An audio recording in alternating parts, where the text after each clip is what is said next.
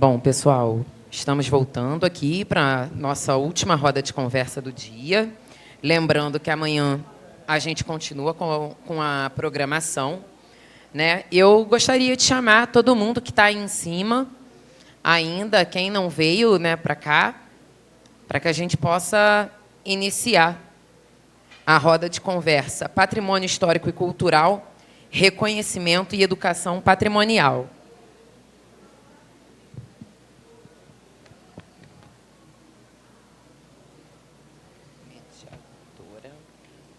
Aqui a mini bio.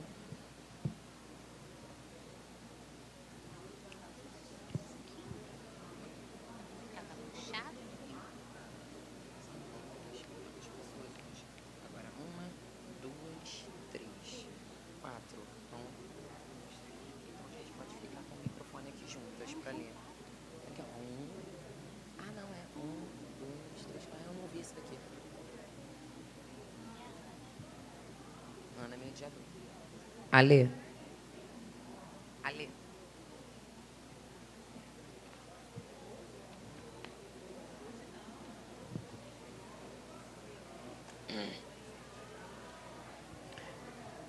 Pessoal, vamos descendo, por favor,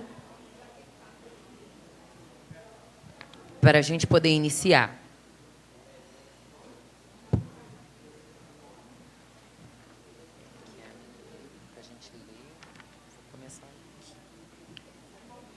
Bom, gente, iniciando agora aqui a roda de conversa Patrimônio Histórico e Cultural, Reconhecimento e Educação Patrimonial.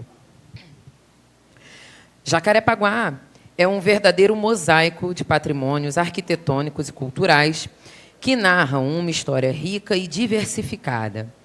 Desde as antigas fazendas e engenhos até as manifestações culturais que ecoam as tradições afro-brasileiras e indígenas, a região guarda legados que são fundamentais para a construção de sua identidade. No entanto, a preservação desse patrimônio não é uma tarefa simples, especialmente em um contexto de rápido desenvolvimento urbano e mudanças sociais. A responsabilidade de proteger e promover esse legado recai não apenas sobre o poder público, mas também sobre as instituições culturais, educacionais, profissionais de turismo e cultura e sobre cada membro da comunidade. A educação patrimonial emerge como um pilar essencial nesse processo, capacitando as novas gerações a valorizar e defender a história e a cultura locais. Nesse debate, convidamos a sociedade civil, as instituições e empresas locais a refletirem sobre a importância de preservarmos nosso patrimônio arquitetônico e cultural. Vamos explorar como podemos, juntos, fortalecer a identidade de Jacarepaguá, garantindo que esse legado seja não apenas protegido, mas também celebrado e integrado ao cotidiano da região. Afinal, preservar o passado é também construir um futuro mais consciente e conectado às nossas raízes. Para essa roda de conversa, chamamos Ana de Mello, doutora em História Política pela UERJ, pesquisadora da Academia Brasileira de Filosofia, professora de História do município do Rio de Janeiro. Coordenou o projeto Independência do Brasil, Pensamentos e Instituições, com fomento da FAPERJ, na Biblioteca Nacional. Tem como área de interesse História Indígena, História da Igreja Católica e História Local. Poeta, com participações em antologias e coletâneas.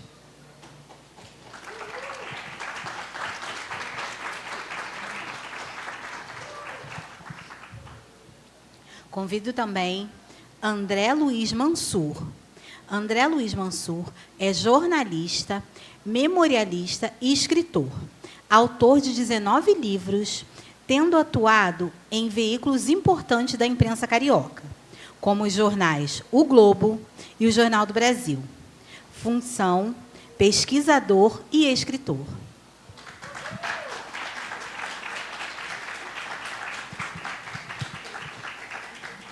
Convidamos também Natália Oliveira, do Museu de Memórias da Praça Seca. Natália Oliveira é portelense, cria de Jacarepaguá e flamenguista. Atua na pesquisa e articulação territorial do Museu de Memórias da Praça Seca e no educativo do Museu de Imagens do Inconsciente, Instituto Municipal Anice da Silveira, graduanda em Museologia pela Universidade Federal do Estado do Rio de Janeiro, tem como foco o campo da museologia social, onde se debruça sobre temas como memória, identidade, cultura e território. O Museu de Memórias da Praça Seca é uma iniciativa que pesquisa, registra, compartilha e reflete a história da Praça Seca através dos depoimentos de seus moradores. Natália, por favor.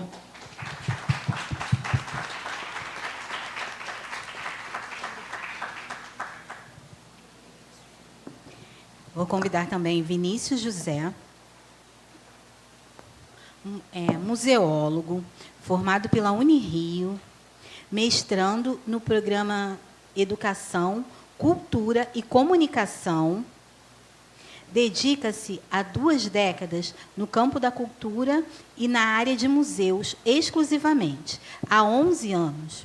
Tem experiência na gestão, democratização e conservação de acervos e educação museal, tendo atuado em instituições como o NBA, Oi Futuro,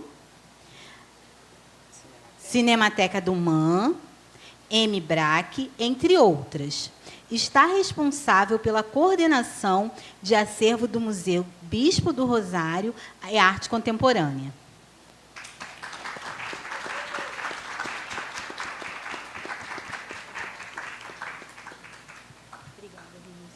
E convidamos também a Alexandra Gonzalez, aqui da Casa de Cultura de Jacarepaguá.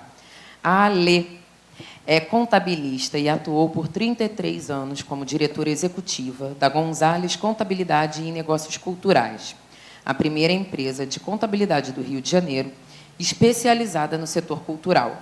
Empreendedora social, em 2017 fundou a iniciativa social JPA Eu Te Amo, e, em menos de 1 ano depois, a Casa de Cultura de Jacarepaguá.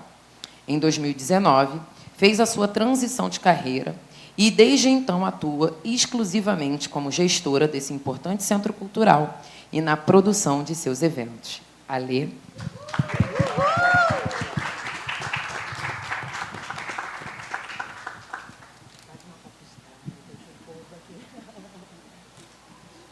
Boa noite a todos. É um prazer estar aqui mediando essa mesa com pessoas tão especiais. Obrigada às pessoas que ficaram, né, até agora. E é importante a gente falar de patrimônio, né, porque é exatamente isso que a gente quer pensar nesse debate e nessa Casa de Jacarepaguá como o início, né, de uma luta pelo patrimônio em Jacarepaguá. Então, eu gostaria de começar com o André e perguntar: considerando a importância dos registros históricos como instrumento de educação patrimonial, por que Jacarepaguá tem tão poucos livros sobre seu passado, já que é uma região tão rica e importante para a história do Rio de Janeiro? O André, que tem 19 livros, né, André? Sobre vários locais do Rio de Janeiro. Por que Jacarepaguá não? Boa noite a todos e todas. É uma pergunta difícil, né? Mas quando eu comecei minhas pesquisas sobre a Zona Oeste do Rio, do lado de lá da Pedra Branca, que é onde eu moro, em Campo Grande, eu me vivi exatamente esse dilema. Por que a Zona Oeste tem tão poucos livros sobre a sua história? Que era era exatamente essa indagação que eu me fazia. Eu trabalhava num projeto no Jornal o Globo, uma enciclopédia, e comecei a me interessar muito por pesquisa histórica, e não via nas livrarias do centro da cidade, da Zona Sul, da Tijuca, nenhum livro sobre a Zona Oeste, nem sobre os subúrbios, nem sobre a Baixada Fluminense. A gente estava aqui agora com o Hugo, aqui, que trabalha maravilhoso sobre a pesquisa na Baixada, e aí foi aí que eu decidi realmente tentar entender isso, e, na verdade, o que eu percebi é que havia mesmo uma discriminação, né, um preconceito, porque a nossa história é muito rica, a história toda essa região, Zona Oeste, Zona Norte, é mais de 80% do território do Rio de Janeiro. E é uma história que não deve nada a nenhuma outra. O que havia mesmo era falta de incentivo, né? Havia um processo de apagamento da memória desses lugares. E para você pensar assim, meu lugar é muito ruim, um dia eu vou sair daqui. Quando você tem esse pensamento assim, com autoestima baixa, você não luta pelo seu lugar, não luta pelo seu bairro, pela sua região. E aí eu comecei a fazer a pesquisa para o Velho Oeste Carioca, que é o meu livro sobre a história da Zona Oeste, Deodoro A. Sepetiba. E assim que o livro foi lançado, em 2008, o que eu percebi foi um grande interesse pela Zona Oeste, né? Tanto que o livro foi distribuído em várias livrarias da Zona Sul e do Centro, e até hoje um dos meus livros, é o meu livro que mais vende. E, na época, eu não quis incluir Jacarepaguá, porque só aquela região de Deodoro Sepetiba já é uma região imensa. E eu não conhecia muito o lado de cá, né, de vivenciar mesmo, porque não basta só pesquisar em arquivos, você tem que vivenciar o lugar, né, você tem que passar para aquela igreja histórica ali, você tem que participar das manifestações culturais, e o lado de cá eu não tinha essa vivência. Então, por isso que eu me dediquei mais ao lado de lá da Pedra Branca. Mas essa pergunta realmente passa por isso, passa por essa questão da falta de investimentos no que seriam os subúrbios, né? Desde lá de Pereira Passos, que transformou o centro do Rio, mas expulsou os pobres de lá sem botar nenhum lugar decente para eles, e vários prefeitos e governadores que nunca investiram muito nos subúrbios, e isso passa pela cultura e pela história. Eu fiz um trabalho no Museu Histórico da cidade ano passado, na Gávea, e no mapa que tem lá, o único ponto que tem dos subúrbios é o Parque Madureira. Quer dizer, parece que não tem mais nada de interessante ou de relevante, né? Se a gente contar quantos equipamentos culturais nós temos em cada bairro dos subúrbios, quantos centros de memória nós temos, muito poucos. Então, isso se manifesta na falta de livros, não só sobre Jacarepaguá, mas por toda essa região dos subúrbios, da Zona Oeste e da Baixada Fluminense. Campo Grande, por exemplo, Santa Cruz, Bangu, que são os bairros que eu pesquisei, Guaratiba, Realengo, tinha alguns livros, mas muito poucos. Aquela iniciativa assim, de o pessoal se cotizar para fazer um livro, nem sempre com bom acabamento gráfico, que nunca chegava nas livrarias, se esgotava rápido. Então, o que a gente precisa hoje é de mais livros, né, mais centros de memória, mais livros com qualidade de conteúdo e de acabamento gráfico para poder chegar nas livrarias. E eu tenho certeza, pelo que eu estou vendo aí nesses últimos meses, que esse livro que a gente está fazendo vai entrar nesse circuito com muita força, e eu já estava até conversando com o Rafael, vai gerar alguns filhotes aí. Não, eu fiz essa brincadeira com você porque eu acho que você é pioneiro nessa questão da história local, né? E que agora está ajudando a gente em Jacarepaguá a fazer história também, né? Não, eu sempre tive essa vontade, porque as pessoas viam o meu livro, fala de Jacarepaguá também? Não. Hoje mesmo perguntaram lá. Então, assim, eu precisava exatamente de um centro de referência para isso, de trabalhar com pessoas que já estavam envolvidas nisso, que eu não tenho família em Jacarepaguá, nunca tive assim, uma vivência aqui. Então, tendo aqui a Casa de Cultura como referência, eu estou muito empolgado, porque era a região do Rio que eu realmente precisava entrar numa pesquisa. Tanto que eu estou fazendo a pesquisa sobre o século XX, tal, espaços de sociabilidade, eu já estou vendo muitas coisas ali que já vão render aí outras coisas, viu? Projetos de construção do Maracanã, que seria em Jacarepaguá, que eu não sabia. Tem muita coisa boa ali que eu estou vendo que vai gerar outros projetos aí. Haja livro para Jacarepaguá. Obrigada. Agora a pergunta para a Alexandra. De que forma a educação patrimonial pode ser utilizada para envolver a comunidade na preservação do patrimônio cultural de Jacarepaguá? Acho que não só de Jacarepaguá, né? Foi o que o André falou. Se você se apropria, se você conhece, se você se reconhece também parte daquela cultura, né? Porque a cultura não é uma coisa distante do povo. A cultura é uma produção da comunidade. Então, eu acho que a partir do momento que você traz essa comunidade para cá e compartilha com ela toda a riqueza dessa região, e ela entende que ela é rica, que ela é maravilhosa, e você começa a sentir orgulho disso, você já está inserido. Então, acho que o papel das nossas instituições é isso, é de difundir para que as pessoas se apropriem, vivenciem essa cultura e compartilhem e comecem a preservar, porque a partir do momento que você percebe que é grande, que você percebe, que delícia, né? Estamos competindo aqui. Isso é cultura também.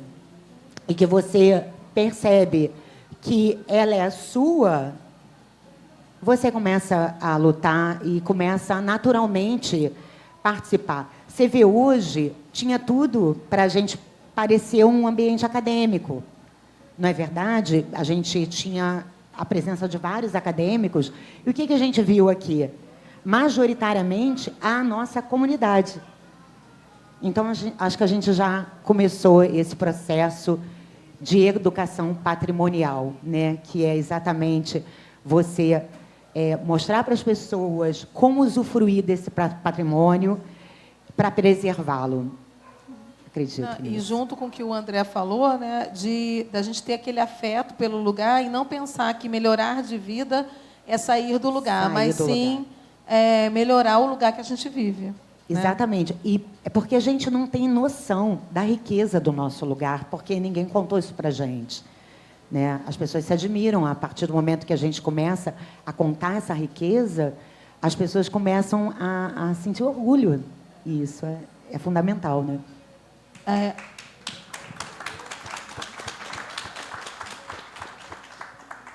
E aí, Natália, como as instituições culturais, como a que você trabalha, né, podem colaborar para promover essa valorização e esse respeito para o patrimônio histórico-cultural do... Então, boa noite, gente. Eu não sei se eu posso falar isso, mas a Alexandra fez uma coisa muito legal e boa, que acho que é a primeira mesa que eu participo que alguém faz isso, que é mandar as perguntas previamente para a gente. Geralmente eu lanço assim e vai que vai, né? Mas isso acabou me gerando uma vontade, obviamente, de me preparar, e aí eu fiz algumas pontuações que vocês não reparem, eu vou dar umas olhadas aqui no meu celular de vez em quando, tá? Mas, para introduzir, eu acho que essa pergunta, né, ela tem algumas instâncias, na verdade, né? E aí eu acho que, para iniciar a resposta, eu acho que tem muito a ver isso com o que a Alexandra falou, né? Eu acho que a gente promove essa valorização e esse respeito muito a partir de uma construção coletiva, né? Porque eu acho que quando a gente fala, às vezes, de respeito, parece que a gente vai ter que tentar convencer alguém de que aquilo é importante, né? Mas eu acho que não é sobre isso. Eu acho que é sobre justamente isso que a Alexandra estava falando, né? Sobre um lugar que a gente está apropriado, né? E que a gente vai conseguir organicamente defender, né? E lutar por, né? E aí eu acho que a experiência do MUMEPS é muito interessante para entender isso, porque eu acho que a gente surge muito a partir de uma iniciativa que é nitidamente exatamente isso, né? Uma tentativa realmente de trazer essa valorização. Porque, na verdade, o MUMEPS, né, é um museu comunitário, a gente se entende como um museu comunitário, e é interessante também discutir por que a gente escolhe falar de memória a partir da ideia de museu, porque a gente pode falar de memória a partir de qualquer espaço, né? A Casa de Cultura fala de memória, mas não se entende exatamente como museu. E por que a gente vai se entender como museu, né? E aí é interessante de falar que a gente, né, lá no nosso processo, a gente se entende como museu muito a partir de uma influência de experiências em outros territórios, né, como o Museu da Maré, o Museu de Favela no Pavãozinho, o Museu das Remoções, que é aqui de Jacarepaguá, né? E aí a gente às vezes, inclusive, esquece, né, de que tem essas representações, né, que são museus também e que vão lutar aí pela memória das suas comunidades. E aí é legal quando a gente fala de museu para falar de memória comunitária, porque museu, essencialmente, é um lugar historicamente elitista, né? que parte de um lugar que vai ser um lugar, na verdade, legitimador do que vale ser lembrado, né? Do que é importante ser lembrado. E quando a gente está falando que a gente é um museu, né, comunitário, né, que vai colocar ali, vai contar a história do lugar a partir da história de vida dos seus moradores, né, a gente está falando que as nossas histórias também importam, que as nossas histórias são relevantes, né? Então, é legal também de entender como que a proposta de um museu comunitário ele já subverte, né, a lógica de que o museu ele é só esse espaço, né, de uma memória que está ali intocada, né, que é historicamente talvez essa memória mais elitista, enfim. Até porque nos museus tradicionais geralmente a gente não se sente representado, né? O suburbano, o periférico, ele não se vê representado. Então, os museus comunitários suprem muito isso. E aí, só para tentar concluir a pergunta, para exemplificar, né, um pouco do que poderia ser essa promoção da valorização, né, e do respeito. O MOMEP surge a partir de uma oficina de memória e patrimônio territorial, que a gente mobiliza a partir de um outro espaço cultural da Praça Seca, a Casa da Dona Antônia, que é um espaço que, a princípio, eu vou mobilizar muito a partir da memória da minha avó, que também foi uma grande agitadora cultural no meu território. E aí, a oficina de memória e patrimônio territorial, a gente foca em oferecer ela para os jovens, né, jovens ali entre 12 e 18 anos. E aí a gente vai discutir memória e patrimônio justamente a partir da experiência no território, né? Tentando entender o que é patrimônio, então, para a gente. Né? Eu acho que essa pergunta é muito central também. Né? O que a gente considera patrimônio? Falei demais, desculpa. Falou muito bem. Deixou a pergunta. O que é patrimônio para a gente? Vamos pensar. Agora, eu queria perguntar para o Vinícius como a gente pode sensibilizar as novas gerações sobre a importância do patrimônio cultural e incentivá-las a participar ativamente da sua preservação. Então, gente, o que acontece é que a essa pergunta, mais ou menos, ela vem sendo respondida por todos aqui. O gancho do que é patrimônio, ou que patrimônio, ou essa sensibilização, como vai ser feita, ou se deve ser feita, ou se é interessante, de fato, sabe? Porque o que você levantou assim dos museus tradicionais, eu trabalho no museu tradicional e que tem uma vocação junto ao território diferente, que se aproxima dos museus de território e com práticas também comunitárias. Porque se a gente for fazer uma valorização, uma sensibilização do patrimônio de modo acrítico, daqui a pouco o meu museu, gente, porque isso é participação, né? Então, eu sou de Jacarepaguá, o museu está em Jacarepaguá, o museu é meu. Daqui a pouco a gente está falando da benevolência do engenho, sabe? Do senhor de terra, ou então da maravilha terapêutica do eletrochoque. Eu estou falando desde um território que constituiu-se como um manicômio. Assim, num lugar, eu cuido do acervo de hoje, como patrimônio brasileiro, histórico, artístico, de um homem que, de fato, não foi um dos vencedores, sabe? Nunca viraria um equestre numa praça no centro. Foi um vencido, um humilhado, um degradado da cidade que se constituía. É lógico que, no caso de Bispo, essa derrota deve ser circunstanciada, porque, ao fim e ao cabo, ele destruiu tudo o que o oprimiu a partir da sua pulsão de realização.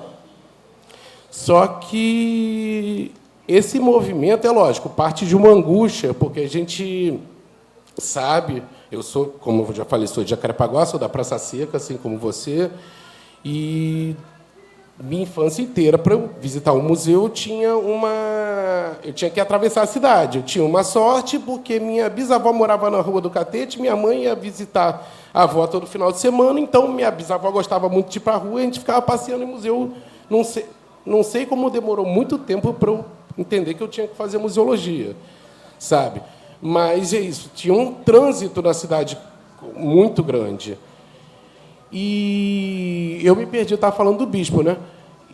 Sim, esse patrimônio ele tem que ser não é uma, pensando em educação patrimonial, não é uma educação verticalizada, tem que ser uma coisa feita junto, pensando em educação no modo freiriano mesmo, repelindo qualquer educação bancária, justamente para a função social de um museu, que é a promoção de leitura crítica de mundo, né? As coisas estão colocadas lá, justapostas arbitrariamente por pessoas para se ler coisas, ler o mundo, na verdade. No nosso caso, em específico, que é um artista que quis refazer o mundo a partir do que ele tinha disponível no seu entorno no manicômio, a gente fica numa posição privilegiada de conseguir ler o mundo através da vista desse homem, numa situação à margem da margem, à margem da margem desse território. Foi criado para ser a não-cidade, assim, todos os processos do século XX que levou hordas de degredados para Jacarepaguá.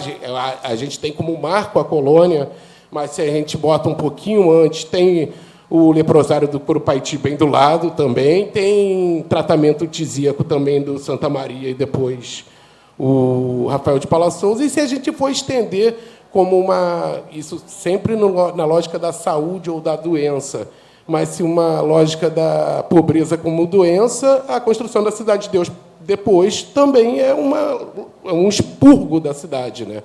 Então, se esse patrimônio dado, ou do equestre, da Praça Tiradentes, que não comunica comigo, ou não comunica com a comunidade,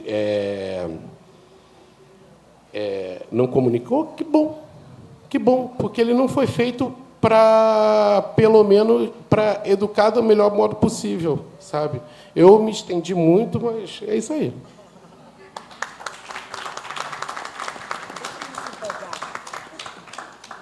Mas você vai voltar a falar, porque agora eu vou perguntar para o Vinícius, para a Alexandre e para a Natália. Quais são os maiores desafios? Você já falou alguns desafios aí, né? Mas quais são os maiores desafios enfrentados pelas instituições culturais de Jacarepaguá na promoção e preservação do patrimônio local? Começa comigo? Então tá. Então vou falar de um caso específico para não me estender. Como temos essa responsabilidade por salvaguardar, publicizar e comunicar o espólio de Arcebispo de Rosário, o primeiro desafio já parte a partir das circunstâncias de produção dele, porque o material é um material extremamente frágil. Você pensar que, para ele fazer as obras dele, ele não lançava a mão do material mais nobre. A madeira, o lenho que ele utiliza é cabo de vassoura velho. O tecido que ele usa para fazer seus bordados é o lençol roto que sobrava do manicômio, ou então o próprio uniforme dos internos que ele desfiava para realizar sua produção têxtil, né? Então, tem esses desafios do âmbito físico, tem os desafios que eu acho que vai perpassar todo mundo. A gente é uma instituição pública, um museu do SUS, atrelado à Secretaria de Saúde, que o que a gente precisa é dotação orçamentária, a gente dá muitos modos de subverter isso a partir de editais. A gente precisa, o desafio financeiro, porque, inclusive, por estar distante do centro financeiro do Rio, centro não nem geográfico, né, porque geograficamente o centro estaria mais próximo, sei lá, de Irajá, a gente também está distante dos subsídios. E eu acho que esses são alguns desafios que ficam, e a terceira perna, que é a comunicação, porque é aquela angústia que eu tinha falado. Gente, assim, provavelmente o maior artista brasileiro produziu aqui, todo o espólio dele está aqui. Se a gente sair daqui caminhando a passos largos, está a 20 minutos andando daqui. Por que esse museu não está cheio todos os dias? E é de graça. Ai, me dá uma vontade de falar. Além, eu não vou nem tocar nisso, porque esse é bem óbvio, né? O desafio financeiro. Vocês terem ideia, no dia 1º de outubro, a Casa de Cultura faz 7 anos. A gente está próximo de captar o primeiro patrocínio. Primeiro, em 7 anos, de R$120 mil. Uma casa que até o ano passado tem um orçamento de 450 mil ano. Não vamos falar sobre isso. Qual é, eu acho, o maior desafio? Numa comunidade que você tem tanta violência, que você não tem acesso à educação, que você não tem saúde e direito, como que uma comunidade que nunca teve acesso a tudo isso vai entender que cultura não é só um direito básico? Desculpa alterar tal tom de voz, porque isso revolta. Mas que isso faz com que ela, ao se apropriar, ao conhecer tudo isso, ela se torna um cidadão crítico. E que esse cidadão crítico, ele vai lá pensar o seguinte: cadê o meu direito? Porque quando você se torna um cidadão crítico, você sabe exatamente que você pode cobrar. Então, ninguém tem muito interesse de tornar essas pessoas políticas, né? Politizadas. Então, parece que a gente está nadando sempre contra a corrente. Não tem essa sensação? Ninguém quer dar acesso. E a própria pessoa pensa, cultura?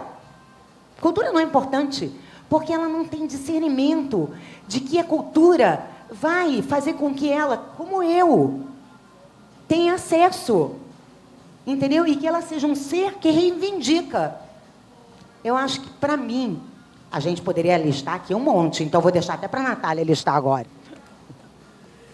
Então, é isso. Muito objetivamente, é dinheiro, dinheiro, dinheiro e dinheiro. E, assim, levando um pouco para a experiência do MUMEPS, a gente não é um grupo formalizado, né? A gente é uma iniciativa independente que ainda disputa editais através de MEI, né? Através de pessoa física. E aí o que acontece, na verdade, hoje é que, basicamente, a necessidade da sobrevivência disputa tempo com o nosso tempo que a gente dedica ao projeto, né? O Lucas está ali também, é historiador do MUMEPS, e a gente estava ontem conversando sobre isso, né? Como a gente vai se organizar esse ano. Eu tenho tentado me reorganizar em termos de trabalho, justamente para conseguir dar mais tempo. A gente está com essa preocupação de trazer recursos para conseguir, né, enfim, sobreviver e também se dedicar a esse trabalho que a gente considera tão importante. E é isso, assim, de forma objetiva, tem essa questão, né? A gente quer ganhar dinheiro no nosso território, né? Desenvolvendo isso que a gente desenvolve. Na verdade, na cultura, a gente é guerreiro pra caramba, né, na cultura, assim. Esse é o fato. Mas a gente também está cansado de fazer as coisas sem dinheiro, né? De ter que lutar para fazer as coisas. Então, nada mais digno e justo do que a gente realmente lute para trazer recursos para o território, né? Para que a gente consiga profissionalizar esses agentes culturais que estão atuando por aqui, né? Só fazer uma observação também, que é uma coisa que eu esqueci de falar, quanto a um desafio que é um desafio recente, mas que talvez a gente esteja ultrapassando, porque no último quadro da história houve também uma demonização da cultura, sabe? E eu, enquanto trabalhador da cultura, eu vi em algum momento, além da toda a dificuldade que houve nesse período, o museu, que sempre foi sacralizado como lugar de elite, que isso já era um impedimento, porque eu não sou bem-vindo nesse lugar, mesmo com gratuidade, com um monte de coisa, ele também foi começando a receber uma pecha de um local, o trabalhador da cultura, é o vagabundo, é o mamateiro, e todas as outras. E isso eu vi no dia a dia, no chão do museu mesmo, assim. E isso é uma dificuldade que talvez estejamos ultrapassando, mas foi bem introjetado nas populações. É porque num lugar onde se luta pelo básico, é difícil realmente pensar na cultura, né? E aí eu até estava pensando nisso, porque a pergunta é para o Vinícius e para a Natália, mas eu queria que a pergunta de que forma a comunidade local pode ser mais proativa na defesa e preservação de seus patrimônios históricos e culturais. Mas eu queria que vocês falassem um pouco, e aí não estava combinado, como é hoje, como esse público está vindo para visitar esses museus? Então, no caso do MUMEPS, nosso museu é o território, né? Não existe um espaço exatamente específico na Praça Seca onde as pessoas possam ir visitar o museu. Nosso acervo ele é um acervo de audiovisual, né? A gente registra depoimento dos moradores e a gente disponibiliza na internet para as pessoas acessarem.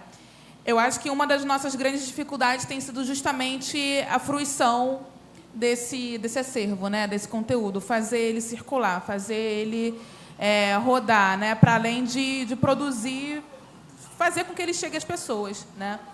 A gente tem tentado mobilizar esse acesso através da parceria com outras iniciativas no território, né? Então, na Praça Seca, a gente tem, por exemplo, também o Cine Praça Seca, a gente tem a Casa de Arte e Cultura Persília Teles da Silva, o próprio Centro Cultural Dila Silva de Sá, onde a gente pontualmente tenta desenvolver atividades que tragam as temáticas que o MUMEPS já discutiu para esses espaços, né? Para que seja, na verdade, algo vivo, né? O MUMEPS ele é um museu que, na verdade, ele é muito ativo, né? na sua existência, na sua atuação. Né? Não é exatamente um espaço onde apenas as pessoas vêm, mas onde a gente, na verdade, vai estar em circulação pelo território, promovendo esses debates, né? Registrando esses depoimentos. Então, acho que é um pouco disso. A gente tem as coisas de um museu tradicional, que é um programa de exposições. Atualmente estamos com 5 exposições disponíveis ao público, abertas de terça a sábado, assim como um programa educativo que recebe grupos agendados ou grupos espontâneos. Mas trabalhamos também nesse conceito de museu expandido em todo esse território da colônia, que o museu vai se espraiando, né? A gente tem uma horta comunitária agora com certificação de produção orgânica, que é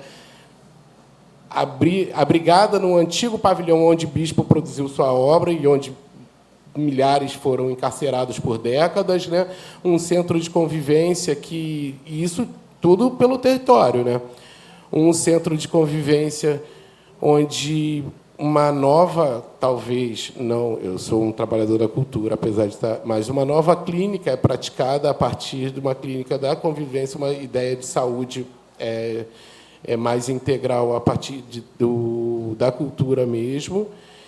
E já falei do programa educativo, que recebe... A gente tem uma CRE gigantesca, essa CRE da Zona Oeste, assim, então a gente tem um público em potencial, além de um crescimento demográfico no próprio entorno da colônia, é visível, né, desde 2013, do PAC, mas a gente tem uma CRE grande, então a gente tem um potencial de escolas também para fazer. A gente está toda semana, quando o museu fica mais bonito, quando fica cheio de criança, né?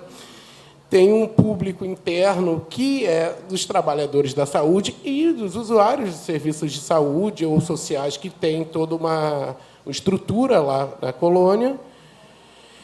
E é isso. Você recebe bastante escola? Sim, sim. A gente está com agenda até o outro... A gente está recebendo agora, de uns 6 meses para cá, né, Lô? Quer dizer, a gente recebia, mas muito pouquinho, e sempre a alegação das escolas, eu acho que isso também é uma dificuldade, é que eles têm dificuldade para deslocar as pessoas, porque a gente não disponibiliza transporte. Então, sempre tem algumas barreiras, né? Isso é uma coisa, disponibilizar transporte é um rocket science. Se você consegue disponibilizar transporte, eles vão ficar fazendo fila até sempre. Mas, assim, o transporte é um dificultador, só que se a gente pensar assim, eu falei da CRE, da rede pública, que é grande, a extensão é grande aqui da região, mas se a gente for descer a Rodrigues Caldas, pulula um monte de escola privada que, no ruim, dava para ir a pé. Sabe? Esse ano a gente recebeu bastante, mas foi uma situação atípica. Vocês têm na esquina, né? A gente sabe que o ensino privado hoje meio que está muito atrelado a sistemas e preparatórios, e que talvez a fruição deleitosa em museus e centros culturais seriam fora E somos gratuitos também, né? Sim. Nossa visita também é gratuita. E essa coisa de tirar a visita a centros culturais e museus, inclusive desses preparatórios, desses ensinos preparatórios para outras coisas, eu acho que também é um tiro no pé, porque, inclusive, é preparatório. Porque se você tem senso crítico e sabe regra de treino, você resolve a maioria das provas do que você tem na vida, né? Só acrescentar um pouquinho, porque a pergunta, na verdade, foi sobre como a gente estimula a comunidade local, mais ou menos isso, né? Enfim, eu acho que comunidade local, em primeiro lugar, a gente pode entender que somos nós, né? A gente está fazendo isso, a gente está tentando mobilizar isso. Mas, enfim, vou só enfatizar o que também já foi falado um pouquinho, né? Que eu acredito muito que é muita parte dessa questão da apropriação mesmo, né? Como a palavra que a Alexandra usou. A partir do momento, eu acho que a gente consegue incentivar esse trabalho a partir do momento que as pessoas se sentem apropriadas, né? A partir do momento que a gente estimula que as pessoas criem iniciativas ou apenas ocupem esses espaços públicos do território, né? Seja, enfim, para você estar sentado numa praça cotidianamente com seus vizinhos. Eu acho que isso é uma forma de você, de alguma maneira, estar promovendo ali uma valorização, porque organicamente, é isso que a gente vem falando, essa pessoa, ela em algum momento vai entender e vai lutar por aquilo, né? Ela vai preservar aquilo. E a ideia muito legal que eu estou percebendo em todos vocês é que, assim, transformar o museu, né, num lugar que a gente vê como estático, né, como um lugar de memória, fazendo memória, né, no presente, para guardar essa memória para um futuro e transformar esse futuro. Então, assim, é um museu vivo, né, um patrimônio que se torna muito mais cultural, né? E para a gente finalizar esse bloco, eu queria fazer uma pergunta para todos, que é: como podemos criar uma rede de colaboração? Essa é difícil, hein? Como podemos criar uma rede de colaboração entre as diversas instituições, empresas e a comunidade para fortalecer a preservação do patrimônio de Jacarepaguá? Aí é todo mundo. Pelo Mansur, né, que ele já está há muito tempo caladinho. É a pergunta da galinha dos ovos de ouro, né? Porque eu vou falar pelo que eu vejo lá em Campo Grande, que é muito difícil mobilizar empresários, por exemplo. O maior obstáculo em Campo Grande é mobilizar os empresários, porque eles não dão o menor valor à cultura lá. Exatamente isso que o Vinícius falou. Eles veem a cultura como uma coisa assim, meio descartável. Assim. O artista é aquele cara assim, meio... Não dá uma forcinha para ele lá, meio doidão, sabe? Então, é uma visão muito preconceituosa da cultura. Mas a gente tem conseguido coisas lá. Assim, por exemplo, tivemos uma grande vitória lá, que foi a transferência da Biblioteca Pública de Campo Grande, que ela ficava na administração regional, afastada do centro de Campo Grande. Era uma biblioteca velha, já cheia de infiltrações, um depósito de livros. E aí conseguimos, através de várias pessoas se mobilizando, aí tem, desde lá em os clubes, até Instituto Campograndense de Cultura, coletivos, todo mundo se mobilizando, pressionando políticos, vereadores, imprensa. E aí conseguimos a transferência para o centro de Campo Grande, em frente à Igreja do Desterro. Mas, mesmo assim, era um espaço pequeno, mas a diretora lá, a Pituca, conseguia levar escolas, né? Ela conseguia levar muitas escolas para lá. A primeira coisa que ela fez foi mobilizar os escritores de Campo Grande a doarem livros para lá, para exatamente fortalecer uma identidade do escritor com a biblioteca. E agora, no ano passado para cá, conseguimos uma grande obra na biblioteca, do projeto Biblioteca do Futuro. Foi a primeira Biblioteca do Futuro da Prefeitura do Rio. Então, tem uma biblioteca agora super moderna, ampliada, e estamos mobilizando lá escolas para irem lá, para fazerem trabalhos. Eu mesmo já dei 2 palestras lá. É fazer também, conseguir o espaço e fazer o espaço ser usado, né? E agora o próximo passo é o Centro de Memória de Campo Grande, que o espaço de trás atrás tem muito espaço para a gente fazer.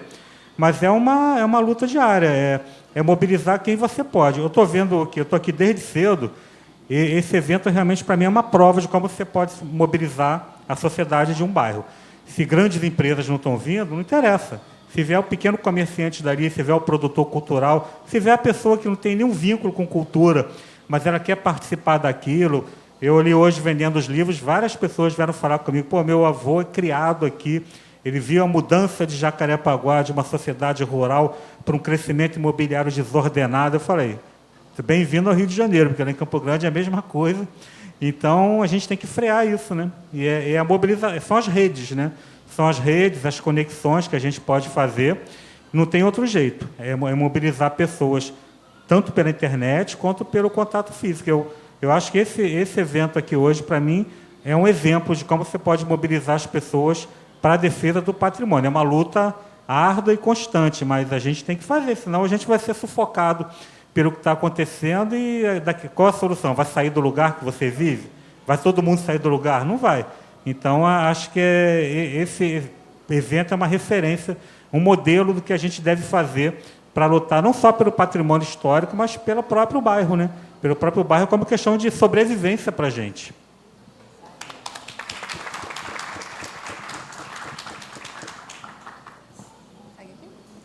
Então, eu acho que concordo muito com o André. Eu ia começar minha resposta dando como exemplo exatamente esse espaço, né?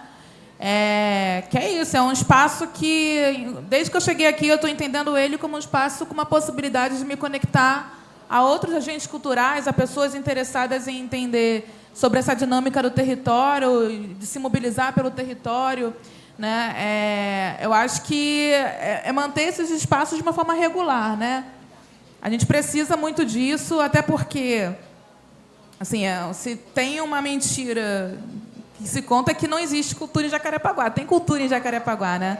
A gente não tem, talvez, estrutura para trabalhar, a gente talvez não tem recurso, mas tem cultura pra caramba, tem gente fazendo coisas em diversos pontos, só que a gente talvez não esteja organizado, não esteja conseguindo se encontrar, né? A gente não tem um espaço em comum onde a gente consegue conversar sobre as nossas iniciativas. E vamos lá, né? Também o Jacarepaguá é grande pra caramba, né? Enfim, é muita coisa que está acontecendo no território e a gente não faz ideia, né? Então, é muito importante que a gente consiga, né, cada vez mais juntar essas pessoas, essas iniciativas. Só na Praça Seca, né, eu falei de algumas. A Ana falou na fala anterior sobre uma memória que está sendo produzida, né? No MUMEPS, a gente tem muito foco nisso. Ontem mesmo, como eu falei, a gente estava no Cine Praça Seca e na Roda Cultural da Praça Seca, discutindo sobre o tema de comunidade, né? Duas iniciativas que são super atuais, né? Que estão acontecendo no agora. E aí, enfim, tem uma penca de gente, né? Só para mencionar um exemplo também recente, o coletivo Iacaré, que é, na verdade, uma junção de vários coletivos de Jacarepaguá, que se juntaram justamente para disputar aí uma emenda parlamentar, né? É um exemplo de como a gente pode se organizar para trazer recursos para o território de uma forma mais ampla, né? Mais participativa. Então, enfim, só para mostrar o quanto que realmente tem gente se mobilizando e quanto que a gente pode ampliar essa rede, né? Vocês apontaram também o gigantismo do bairro, que é uma coisa que impede um pouco, mas essa promoção dessa é aquela coisa. Flanar por Jacarepaguá é uma coisa impossível, porque qualquer coisa você tem que andar muito. São regiões muito distantes, mas momentos como esse, e que não fique circunscrito no momento, são disparadores de tecer redes mesmo. Porque já que é longe, mas uma coisa é um pouco mais perto da outra, e vai fazendo um percurso, um caminho, assim. E reforçar, trabalhar e ouvir para fazer junto sempre porque ninguém tem a resposta a gente só consegue no coletivo, sabe? Porque senão não tem como eu vir com uma coisa a priori. Isso aqui vocês têm que acessar, isso aqui é o seu patrimônio. Seu patrimônio por quê? Sabe? Só é uma vez que não é nem introjetar, é assimilar, sabe? É um processo quase que biológico. Verdade. Eu acho, Ana, que a gente tem um grande desafio de gestão, né? A gente tem que fazer produção, a gente tem que escrever projeto para captar recursos, a gente tem que apresentar, a gente tem que bater. E a gente acaba, não é esquecendo, a gente acaba, diante de tantas necessidades, não conseguindo priorizar essa articulação. E nem sempre a gente consegue ter um projeto que consiga ter a convergência de interesse de todos os atores do território. Então, graças a Deus, o livro e esse encontro ele foi um ponto assim de convergência em que todas as instituições, nesse momento do território, porque cada um tem que realmente fazer a sua parte, não é pouca, né? Não tem como a gente estar o tempo todo visitando a outra instituição. Então, por isso, a gente conseguiu reunir todos em torno dessa causa. E talvez, eu que gosto muito de trabalhar em rede, e eu incentivava isso quando eu era contadora, eu falava, meu Deus, esse ano o meu cliente A pegou um monte de recurso. O meu outro cliente B não vai fazer nada. Aí eu ficava incentivando, mas por que você não contrata o outro? Porque eu entendia que aquilo era uma maneira de todos eles sobreviverem. Então, eu captei, você não captou, tudo bem, vem cá, vem trabalhar comigo. Então, eu acho que a gente tem que ter essa consciência também de que a gente pode, às vezes, contratar o nosso colega porque aquele dinheiro vai viabilizar de alguma forma, alguma atividade dele. Isso eu provoco, é uma provocação. Mas, número 2, será que a gente pode pensar sempre o que pode ser interessante, não só para mim, eu vou ficar não, vem fazer comigo, mas às vezes aquilo só interessa para mim. O que pode interessar a todos nós simultaneamente? Então, eu acho, para mim, eu acho que se a gente só vai conseguir fortalecer essa rede se a gente fizer sempre buscar projetos que consigam dialogar com os interesses de todas as partes, ou também se comprometer de uma parte da minha captação contratar uma parte de um agente do território. Acho que para mim é um caminho.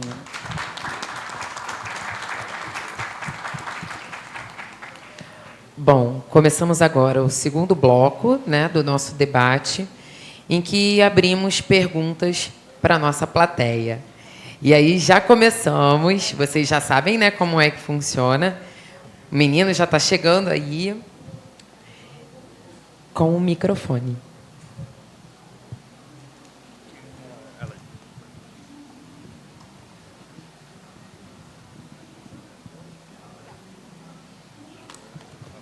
Obrigada, boa noite. Olá, perdão. Olá, boa noite. Primeiro eu gostaria assim de parabenizar a todos pela roda, né, pela mesa, muito interessante. Eu sou professora de Jacarepaguá, trabalho aqui na casa, então esse assunto é incrível. E eu queria fazer uma pergunta para a Natália, para o Vinícius e para a Alê, porque fala diretamente sobre território, né? A Natália e o Vinícius têm a questão do museu territorial, né? E ano passado eu levei os meus alunos para fazer uma visita territorial no Museu Bispo do Rosário.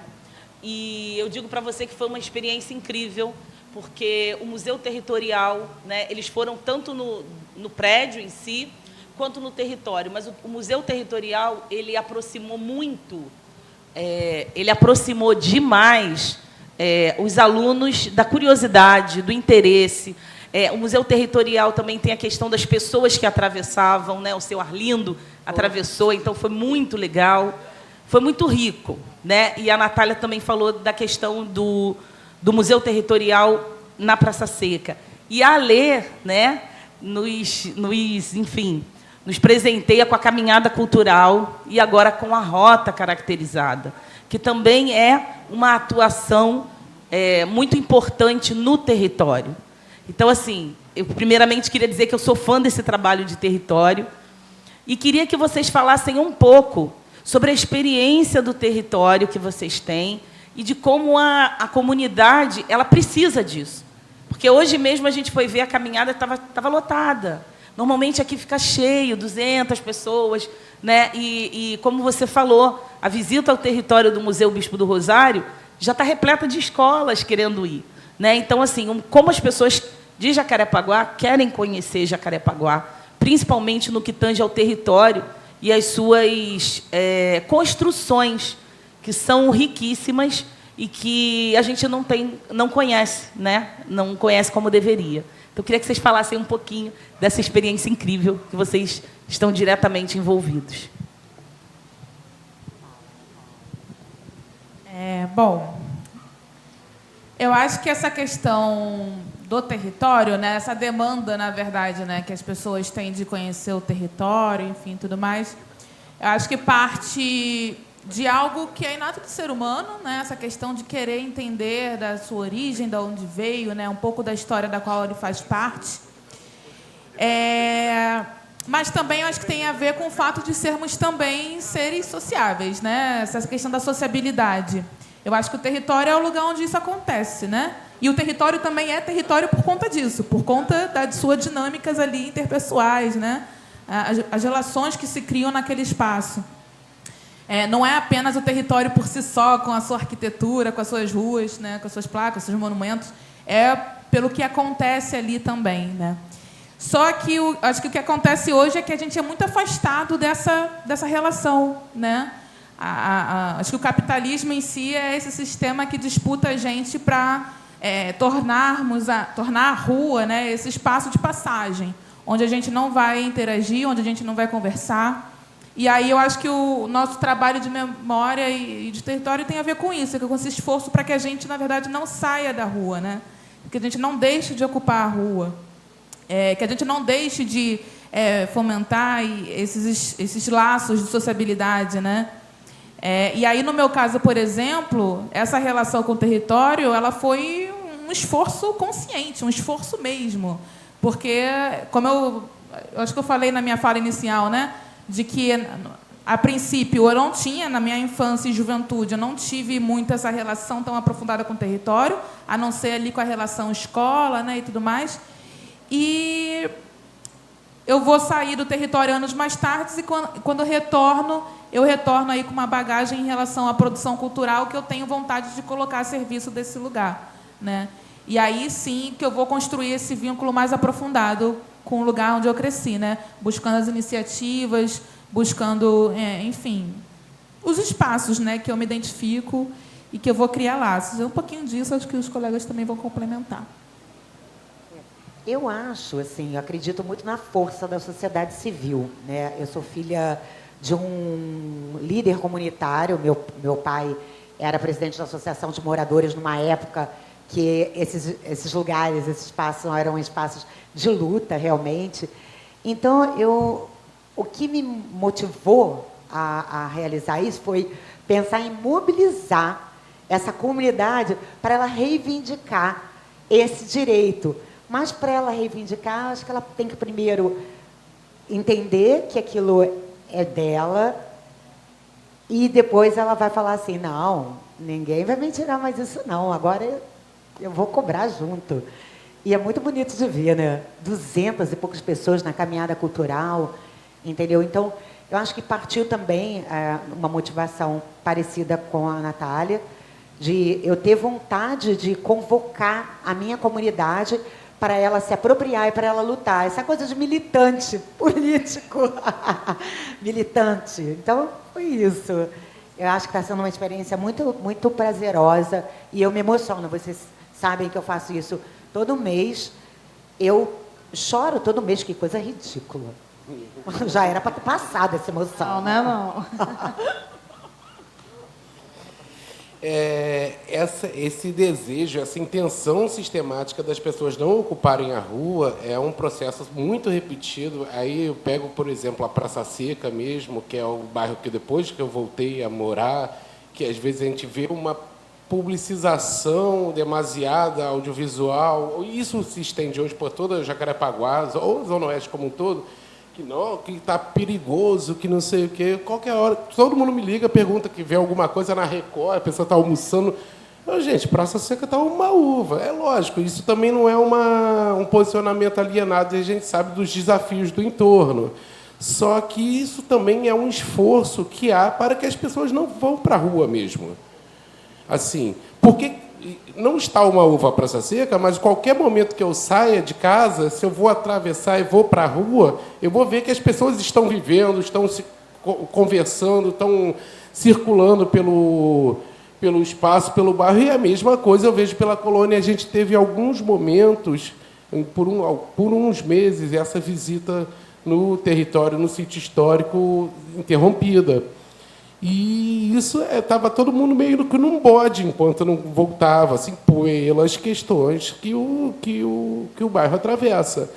Em 22, em outro setor do mesmo museu, participei de um projeto que era um podcast com duas turmas da Escola Juliano Moreira, que majoritariamente, praticamente todos os alunos moravam na colônia, e era um projeto de construção de memória a partir do território, construções de novas memórias reais ou inventadas, fabulação para a produção de podcast, escrito, produzido, dirigido e narrado pelas crianças. E a gente vê que como esse processo, com muito esforço também, é potente, assim, é maravilhoso. Talvez eu já circulei muito, assim, mas já trabalhei em diversos museus, mas talvez em programas educativos tenha coisa.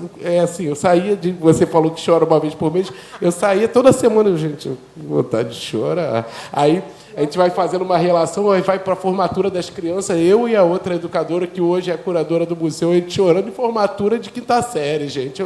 Pelo amor de Deus. As crianças olhando, ó, tio barbudo! Tá?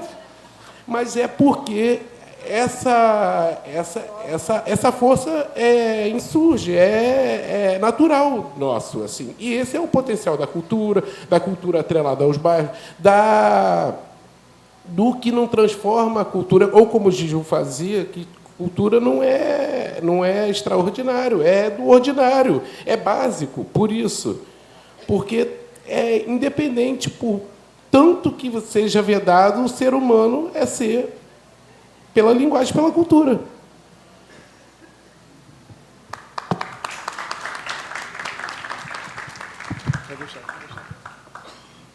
Boa noite a todas, todos e todes. Eu sou Alexandre Trino, diretor do Museu Bispo do Rosário. Quero parabenizar a mesa pela brilhante exposição até aqui. E eu gostaria de fazer algumas observações para elencar duas perguntas.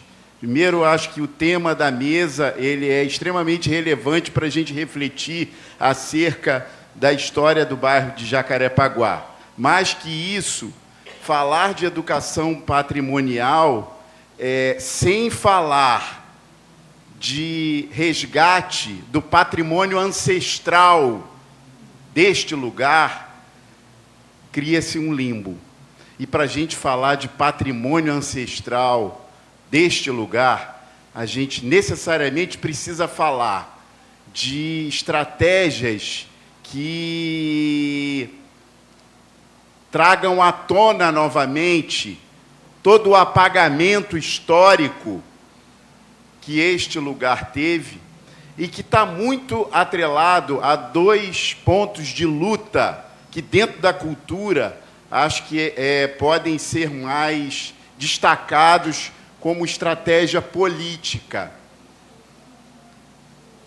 Cito o enfrentamento ao racismo estrutural que existe na nossa sociedade e que é muito responsável pelo apagamento histórico, né, das nossas raízes e, por consequência, da nossa própria ancestralidade, e de como que esse racismo estrutural também está intimamente ligado a uma colonialidade predadora, né, e perversa que tivemos e que foi determinante também para esse apagamento. O quanto que as nossas instituições, né, e dos atores em rede, que muitos falaram aqui da importância da gente se fortalecer em rede, podemos, de uma forma mais objetiva, pragmática e crítica com o nosso coletivo, com o coletivo que brilhantemente a Alexandra aqui agrega na sua luta de compor aqui com a Casa de Cultura Jacarepaguá diversos atores deste território estratégicos para nos mobilizarmos em rede, como que essa mobilização em rede pode ser mais atuante no sentido da promoção da cultura a partir do enfrentamento do racismo estrutural e da contracolonialidade? Era essa a pergunta que eu gostaria de fazer. Obrigado.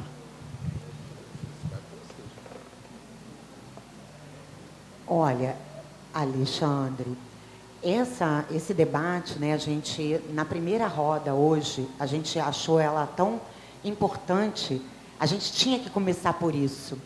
Inclusive, quando a gente abriu o nosso seminário, a gente estava falando sobre, para falar de 430 anos de Jacarepaguá, a gente não pode falar de 430 anos, né? A gente precisa pensar nos 1000 anos, pelo menos, anteriores a essa fundação de Jacarepaguá, para que a gente possa dar voz, para que a gente possa valorizar a todas essas raízes que formam a identidade da nossa região e da nossa gente. Então, eu acho que a gente tem que se unir em torno disso, fazer disso realmente uma bandeira, né? Uma pauta importante para todos nós, que a gente tem que... Os projetos de cada um de nós, eu acho que, de certa forma não, acho que de todas as formas, estão bastante alinhados com essa pauta, porque, historicamente, o nosso território ele foi construído, eu acho que não só Jacarepaguá, mas considerando que Jacarepaguá foi a região que recebeu o maior número de escravizados do Rio de Janeiro, considerando que o Jacarepaguá tinha uma das maiores tabas tupinambás do Rio de Janeiro, a gente pode dizer que também a gente foi mais massacrado. Talvez, né, a gente tenha sido esse massacre de uma forma não mais violenta do que os outros, mas um número maior de pessoas violentadas. Então, acho que pensar nessa força, nessa rede, em que a gente vai dar voz, né? Vai trazer essas discussões, acho que pode ser um bom caminho, mas acho que é tão complexo que tem que ser discutido com mais profundidade. Acho que não dá para eu te responder isso assim, de uma forma tão simples. Eu não consigo ter uma receita, a gente tem que realmente pensar muito sobre isso, entendeu? Acho que a gente está caminhando muito devagar ainda. Precisamos debater isso profundamente. Então, respondendo ao Alexandre, mas também a partir de conversas que a gente tem no dia a dia, nas discussões de reuniões, assim, em 430 anos de Jacarepaguá, a gente tem 100 anos da colônia, desse experimento moderno hospitalar da colônia. E nas reflexões de 100 anos da colônia, que não é uma comemoração de 100 anos da colônia Juliano Moreira, mas a comemoração da superação do manicômio nesses 100 anos, tem um aspecto que não pode ser posto por baixo do tapete, era o marcador racial do manicômio também. Porque não à toa, não é mera coincidência Arthur Bispo do Rosário ser um homem preto, Estela do Patrocínio ser uma mulher preta, Ernesto Nazaré ser um homem preto. Se for para outras instituições manicomiais, sei lá, Lima Barreto é um homem preto. Qual outro o escritor com um vulto de Lima Barreto sofreu manicomialização, né? Não é bem manicomialização, porque ele saía e entrava, mas já foi recolhido da rua várias vezes. E isso de conta de padaria, mas também, se a gente for nos debruçar sobre o arquivo da colônia, a gente vai ver nas fichas todos pretos ou quase pretos, sabe? Basicamente pretos e pardos. Então, a colônia é uma experiência moderna, é uma atualização de outras técnicas de segregação. E também, enquanto experimento, não é um experimento morto, que ele pode ser atualizado. Por isso, fazer museu, fazer museologia, sem postura crítica e sem ser antirracista, no Brasil, ou sem se apropriar do materialismo dialético, tá como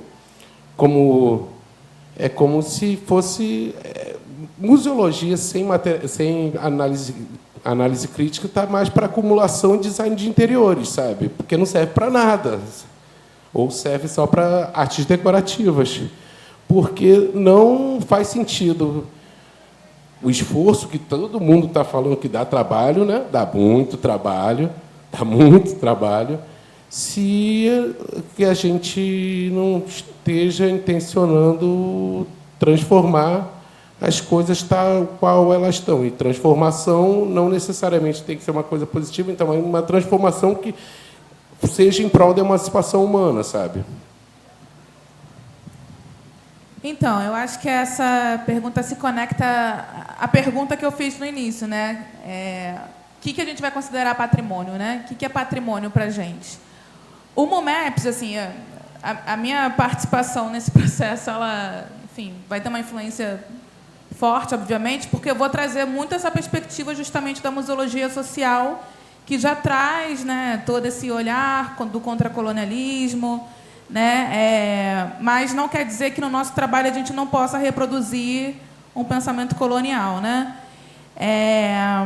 Mas eu acho que a gente nasce com uma proposta muito próxima dessa contracolonialidade, porque justamente pelo que eu falei no início, né, só da gente se propor, né, enquanto um museu que é comunitário, e na nossa abordagem inicial, né, quando a gente faz a oficina de memória e patrimônio territorial, por exemplo, e a gente coloca ali uma diversidade de patrimônios que a gente que está realizando aquele trabalho entende como tal, vai estar, por exemplo, entre esse grupo, a roda cultural da Praça Seca, que é feita majoritariamente por jovens pretos da favela de São José Operário. Vai estar o baile funk do Caltrim Club, que é majoritariamente também frequentado por um público preto dos anos 90.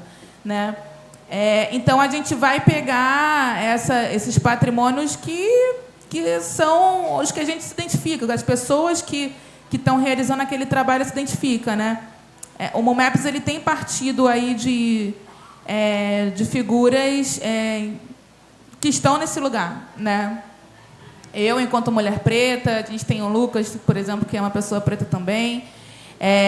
E a gente teve os jovens que participaram da oficina, né, e que escolheram os patrimônios também, o que eles estavam considerando naquele patrimônio, naquele território como patrimônio, eram jovens majoritariamente pretos, né, todos estudantes de escolas públicas, moradores de comunidades ali da Praça Seca do entorno. Então, e assim, é nítido para a gente na Praça Seca que existe um conflito também ali social, porque a gente tem morro e asfalto ali conflitando, né, em termos de população mesmo. A gente percebe os diferentes interesses de memória, de se registrar a memória, de qual memória vai se falar. Né? É muito comum, por exemplo, a galera mais do asfalto falar do saudosismo em relação aos antigos cinemas, por exemplo. Né? E legal, a gente também fala muito disso, né? Porque, na verdade, é uma coisa que muita gente compartilha, mas tem muita coisa para além dos antigos cinemas. Né? Enfim, o MUMEPS é uma iniciativa que está aí muito com esse posicionamento. A gente tem, sim, um lado muito claro nesse sentido. A gente sabe muito bem quais são as memórias que a gente quer registrar, que a gente quer preservar, porque está completamente a serviço dessa contracolonialidade que a gente quer, sim, deixar bem marcado. Eu acho a questão do Alexandre complexa, né, como você falou, porque, por incrível que pareça, essas pautas que você citou são pautas recentes, mesmo na cultura. Né? Até há pouco tempo não se falava em ancestralidade, não se falava nas heranças deixadas pelos africanos e pelos povos originários. E eu lembro, por exemplo, quando eu fui a Rio das Flores, há uns 10 anos, que é uma cidade que se emancipou de Valença, e tem muitas fazendas lá, que eram fazendas dos barões do café. Aí nós fomos num passeio lá, nesse passeio, os barões, o barão tal levantou esta fazenda. Eu falei, pô, levantou? Ele não carregava, um homem branco não carregava nenhuma maleta. E aí eu fiquei esperando ver se falava alguma coisa da escravidão ou dos povos que viviam ali, nos botocudos, os purus. Falaram nada. E, para piorar, na hora do almoço, não apareceu uma menina negra, como se fosse uma mucama, sem a menor contextualização ali, como se fosse um enfeite. E senzalas também já não existiam, todos os aparelhos de tortura já tinham sido destruídos, não aparecia um descendente de indígenas.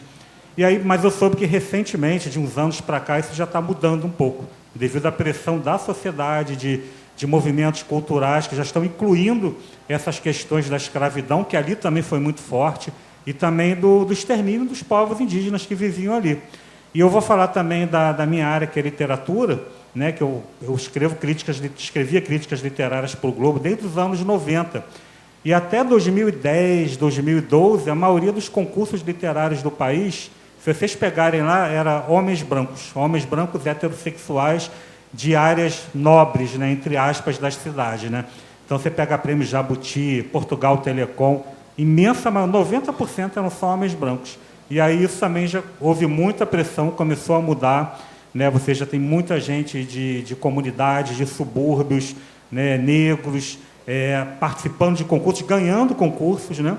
Você tem um Ailton Krenak na ABL, é uma grande vitória. E isso não era pensado há 10, 15 anos. Né? Então, são pautas muito recentes, mas que, felizmente, estão sendo discutidas. E hoje, qualquer movimento cultural e movimento de preservação do patrimônio, essas pautas têm que estar muito presentes. E o mais incrível é que ainda tem gente que eu vejo falando assim, pô, mas só estão falando disso agora? Eu falei, pô, mas não se falou disso em 500 anos? Será que não pode nem em alguns anos falar? Mas é por aí. Não, e museus sempre falaram, né? Porque falavam, botando em grandes museus e mito das Três Raças, sempre botava a presença negra na formação do Brasil com instrumentos de tortura e suplício. Sim. E isso, assim, há um mês atrás, um grande museu brasileiro, que é o Museu Afro, retirou de suas exposições e isso deu crise, sabe? Assim, a gente faz até assimilações, eu reclamo sempre quando botam no museu os instrumentos de tortura e suplício modernos do manicômio. Tem uma justificativa de contar para não repetir, como um espaço próximo aos museus de la memória, né? Só que é um território arenoso e muito sofisticada tem que ser a conversa, porque senão a gente escorrega na reencenação de sofrimento e tortura. Né?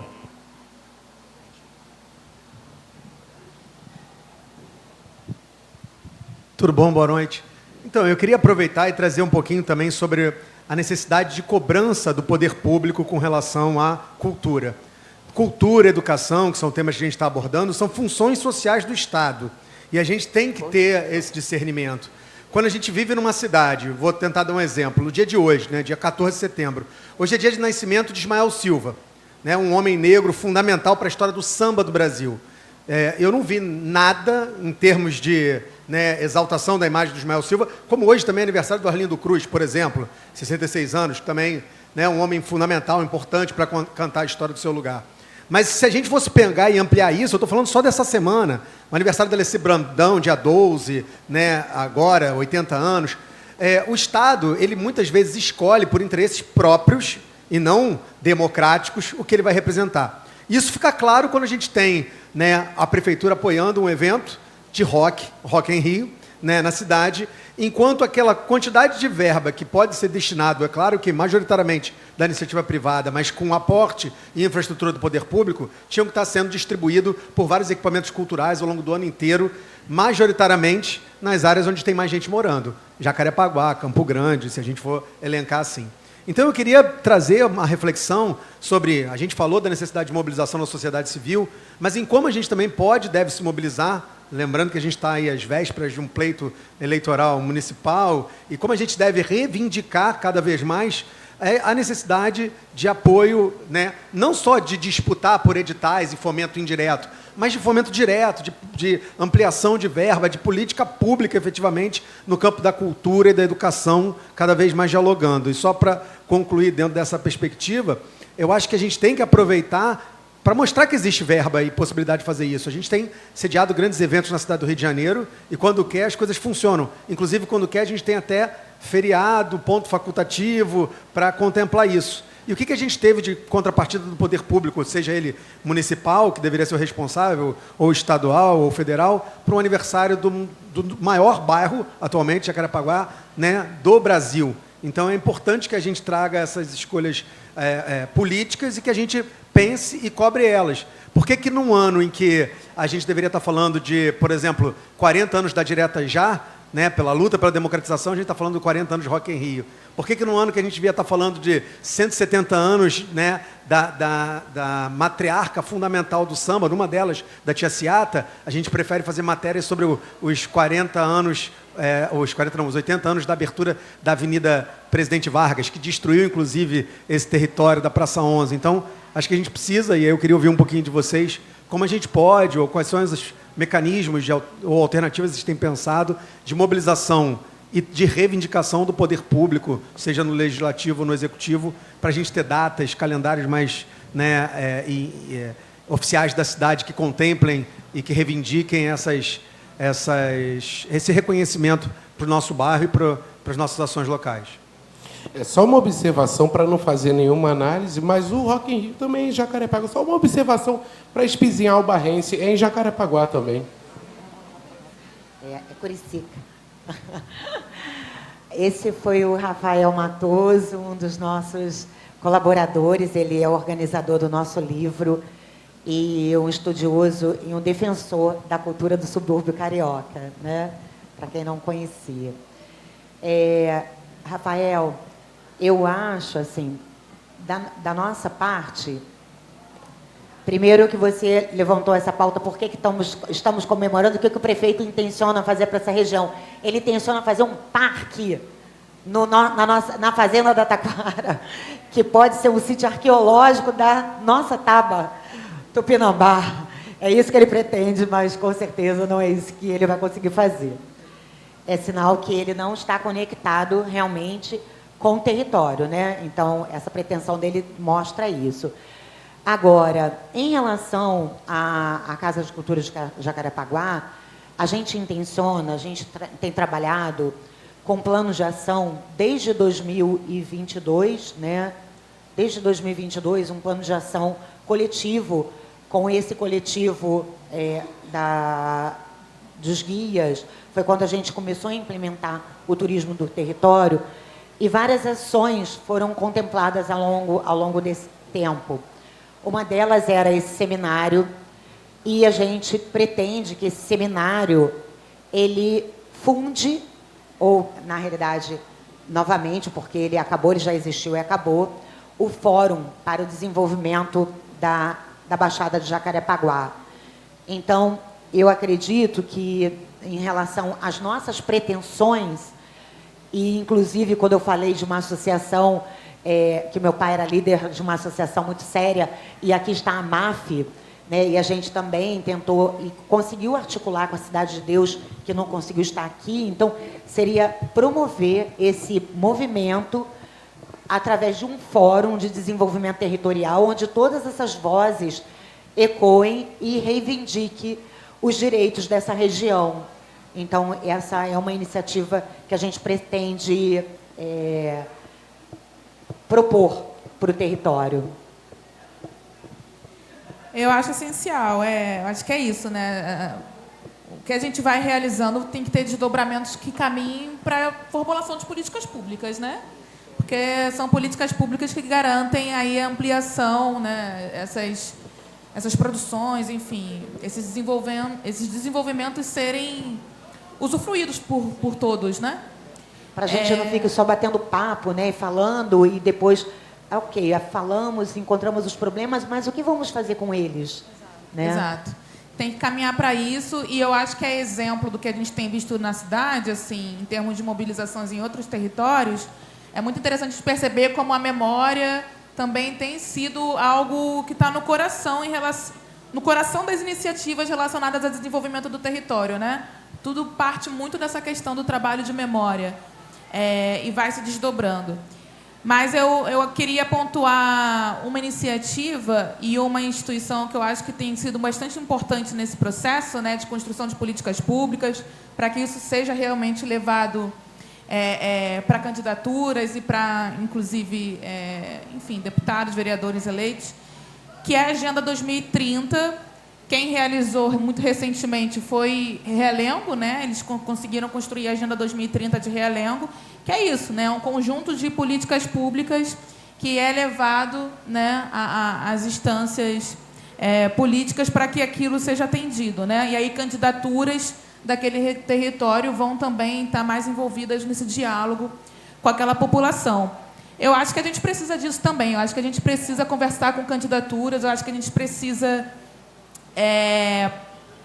promover debates, talvez, com as candidaturas de Jacarepaguá, estar próxima a isso. A gente sabe da complexidade que é esse cenário aqui, mas é importante, assim. Acho que tudo que a gente realiza perde o sentido se não for para caminhar nesse norte das políticas públicas. E aí, quem tem mobilizado muito essa questão da Agenda 2030 é a Casa Fluminense, né? Que é uma instituição que realmente mobiliza diversas iniciativas de territórios diversos, justamente para a construção de políticas públicas. Então, acho que a Casa Fluminense é uma instituição muito importante para se estar em contato. Qualquer iniciativa de território, acho que é importante ter essa proximidade com a Casa Fluminense, porque eles promovem, oferecem, na verdade, muito sobre metodologia, né, de como que a gente pode desenvolver isso, construir isso de forma coletiva. Bom, o que o Rafael falou realmente é muito importante, porque a maioria da projetos culturais que eu tenho acompanhado nos subúrbios ao longo dos últimos 15 anos são sempre iniciativas privadas, quase tudo iniciativas privadas.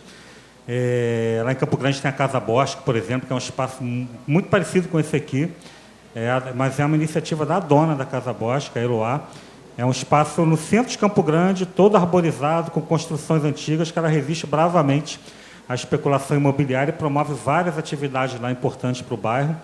Mas é uma questão mesmo de mentalidade, né? Porque a gente vê no estudo da história da Zona Oeste, dos subúrbios, políticos, desde lá do Triângulo Carioca, que era Campo Grande, Santa Cruz e Guaratiba, era aquele clientelismo de políticos que se perpetuavam no poder. E hoje eu vejo, por exemplo, lá em Campo Grande, tem vários vereadores lá, a imensa maioria é mais para botar asfalto na rua, para arrumar aqui uma cirurgia para alguém, e aí faz uma feijoada, inaugura uma praça. Mas eu vejo um caminho, exatamente por isso que a gente vem conversando aqui, sobre fortalecimento dessas conexões todas, mobilização da sociedade, que é muito difícil, mas isso que a Natália falou da Agenda 2030, né, que eu participei, a de Realengo e a de Campo Grande, é um trabalho muito importante, né, a Casa Fluminense, Instituto Cultural Valdir Onofre também participando, é esse trabalho mesmo de formiguinha, que a gente tem conseguido, por exemplo, lá em Campo Grande, a questão da biblioteca, o Teatro Arthur Azevedo, que foi reformado e foi ampliado, está sendo reformado e ampliado agora. O aniversário de Campo Grande, em novembro, depois de muito custo, a gente conseguiu um apoio grande da prefeitura, de algumas instituições ligadas ao poder público. Todos os artistas que participam são remunerados, tem uma estrutura bacana agora, mas é luta constante, não tem jeito, né? O poder público tem que estar presente. Não pode ser só iniciativas particulares. As pessoas não podem, já pagam imposto, tem que ficar gastando do próprio bolso, mas o caminho é esse mesmo, é a mobilização da sociedade, como eu vi na Agenda 2030, que foi um trabalho bem interessante e continua, né? Continua, está havendo aí uma mobilização bem grande e essa luta dos moradores do bairro mesmo, como a gente tem conseguido algumas coisas em Campo Grande, mas a prioridade que eu vejo também, no caso lá de Campo Grande, é o anel viário. Aí estão construindo o anel viário lá.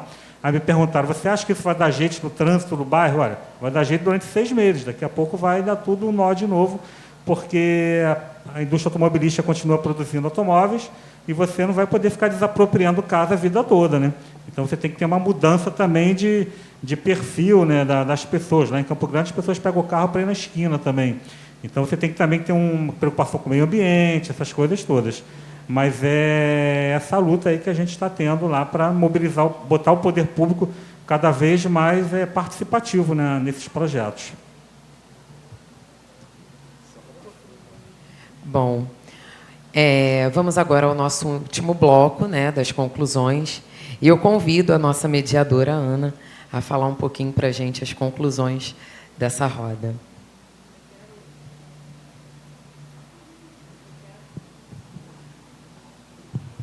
Quero parabenizar todos da mesa, trabalho muito importante, muita competência. E aprendi muito, né? E desejo que essa aliança que a gente está iniciando com esse evento, né, nesse local, seja seja longa e, né, e dê frutos. E uma coisa que eu queria pontuar é que tanto a Casa de Cultura, quanto a fala de vocês do museu, quanto o trabalho do André, né, faz a gente gostar mais do lugar que a gente vive. Porque você falou do cinema, né? Eu acho que a maioria aqui... Eu não peguei o cinema da Taquara, então eu peguei o cinema da Praça Seca. Então, é você voltar essas memórias e criar a memória de quem está vivendo hoje no bairro, né? É você valorizar esse local, que foi a sua fala o tempo todo. Então, assim, eu acho que... Acredito que a gente está começando a fazer um caminho, né? Que vocês já percorreram aí alguns passos, e que eu acredito que vão render bons frutos, né? E obrigada a todos pela participação.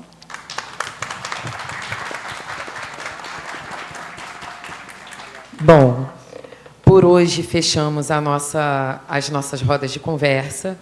Convido a todos para estarem aqui conosco amanhã. Amanhã teremos mais atividades e mais roda de conversa. E agora eu deixo a palavra final para a nossa gestora, Alê.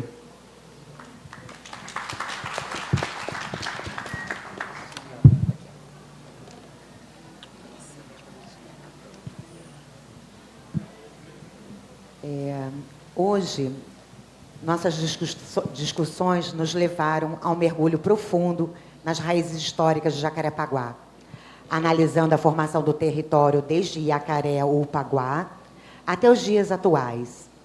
Exploramos as dinâmicas da colonização, os legados dos engenhos e as ricas heranças culturais dos povos nativos e afro-brasileiros.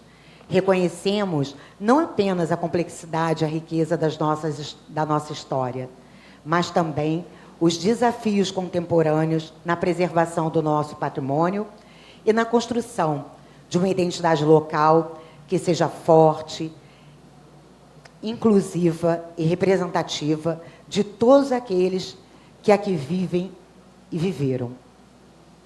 Hoje, não apenas revisitamos o passado, mas também reavaliamos como essas histórias foram contadas e como devem ser ressignificadas. As narrativas abordadas buscaram valorizar as vozes e experiências daqueles que, historicamente, foram silenciados e destacar a resistência e as contribuições fundamentais dos povos originários e afrodescendentes na formação de Jacarepaguá. As conversas iniciadas hoje são o ponto de partida de uma jornada crucial para um futuro mais justo e sustentável para Jacarepaguá. Amanhã continuaremos a trilhar esse caminho, focando no potencial turístico da região e nas oportunidades de crescimento inclusivo e consciente que ele pode proporcionar. Nosso objetivo é construir uma Jacarepaguá que não apenas reconheça e honre seu passado complexo e diversificado, mas que também promova um futuro onde a riqueza cultural e natural seja um motor de desenvolvimento econômico e social para todos, sem exceção. Que este primeiro dia tenha sido uma fonte de inspiração e reflexão crítica, e que todas as ideias e compromissos que emergiram aqui nos guiem adiante. Convido todos a retornarem amanhã com a mesma energia e dedicação para que juntos possamos continuar a construir um futuro próspero e equitativo para Jacarepaguá, onde cada voz e cada história encontrem seu lugar. A gente acreditou que foi muito importante a gente escrever os nossos discursos, porque é muito difícil falar de um território que passa e passou e tem essa história de exclusão, onde todas essas pessoas que representam essas raízes que mudaram a nossa identidade foram excluídas. É muito difícil, principalmente para mim, uma mulher branca, e que não tenho nenhuma ascendência indígena, falar sobre tudo isso, embora todas as ações da Casa de Cultura, o tempo todo, comprove o nosso compromisso com essa questão decolonial. Então, a gente realmente desejou passar toda a nossa mensagem e nós estamos muito emocionados. Então, é muito difícil a gente falar tanta coisa, a gente lembrar de tanta coisa que a gente quer falar com tanta emoção, né? Receber, num lugar que, historicamente, excluído, a gente conseguir mobilizar tantas pessoas para contar essa história, trazer tantas pessoas que queiram ouvir essa história e a gente não ficar emocionada a ponto de dar apagões na gente e da gente deixar escapar uma coisa muito importante, principalmente valorizar as vozes que foram silenciadas. Então, eu agradeço a todos muito. Eu acredito sinceramente no poder do turismo, da implementação do turismo, para que a gente possa... as pessoas aqui falaram, né, eu estou aprendendo muito, mas fazer um resgate histórico, né? O turismo, ele tem esse poder de gerar emprego fora dos grandes centros, de gerar emprego para os jovens. Então, a gente pensa, inclusive, um projeto que a gente está prestes a ganhar um patrocínio, ele vai capacitar 12 jovens da comunidade como mediadores do nosso patrimônio histórico, e são jovens que não trabalham e não estudam, ou seja, estão excluídos. E eles serão os mediadores do nosso patrimônio, o patrimônio que é nosso, nosso deles, nosso de todos nós. Então, a gente deseja muito construir esse debate em torno dessa potência do turismo e como essa potência pode preservar os nossos patrimônios e gerar riquezas para todos. Então, eu convido a vocês, esse papo interessa a todos nós. Nós que temos que reivindicar isso, nós que temos que reivindicar a segurança necessária para isso acontecer, nós temos que reivindicar os recursos necessários para sinalizar todas as rotas, para que elas também possam ser autoguiadas, para que elas não dependam, né, de guias, para que essa comunidade trabalhe. Então, estejam aqui com a gente. É domingo, a gente sabe que é um dia difícil, mas eu tenho certeza que nós vamos construir, dar um passo muito importante para o desenvolvimento do nosso território, e ele merece. Muito obrigada a todos por esse dia. Obrigada.